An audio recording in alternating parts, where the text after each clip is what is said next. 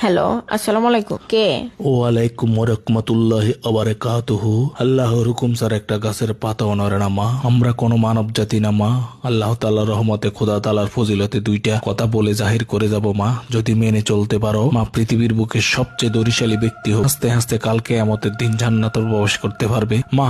আল্লাহ পাক রব্বুল আলামিন তোমার প্রতি রহমত নাজিল করে দিয়েছে মা। তুমি যে বড় ভাগ্যবতী। মানব পৃথিবীতে মাটির তলকার পরে থাকা দানিত গোপনীয় সম্পদ তোমার 4 ইঞ্চি নসিবে দান করেছে মা। তুমি এই সম্পদগুলা পেতে হলে 4টি কাজ করিতে হবে মা। তুমি কি কাজগুলা করিতে পারিবা মা? হ্যাঁ বাবা, বলেন বলেন, আমি সব শর্ত পূরণ করতে পারবো। বলেন কি করব? তাহলে আমাদের ফিরের মাজারে তুমি 41টা জায়নামাজ, 41টা কোরআন শরীফ এবং 41টা মোমবাতি এবং 41টা তসবিহ দান করতে হবে মা। তুমি কি পারবে? হ্যাঁ বাবা, পারবো পারবো। কখন দিতে হবে? তাহলে তুমি আগামী দিন সকাল 7টার মধ্যে ওইগুলা কিনে দিতে হবে মা। ঠিক আছে বাবা, কিভাবে দিব বলেন? আচ্ছা ঠিক আছে মা, মাজারে খাদেমের বিকাশ নাম্বার দিয়ে দিচ্ছি। তুমি যেহেতু এগুলো এত স্বল্প সময় কিনে দিতে পারবা না, তুমি উক্ত বিকাশ নাম্বার 51,320 টাকা পাঠিয়ে দাও মা। তখন টাকা পাওয়ার পরে আমরা এগুলা তোমার দান হিসাবে কবুল করে নেব মা। আল্লাহর ওই উসিলায় তোমার জন্য বরাদ্দকৃত 41 কেজি স্বর্ণ পবিত্র শবে বরাতের রাতে ফজরের নামাজের সময় তোমার দরজায় নিয়ে হাজির হব মা, ইনশাআল্লাহ।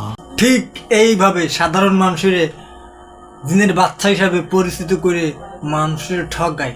আমি কিন্তু ঠকবাদ না, এটি মনে রাখেন।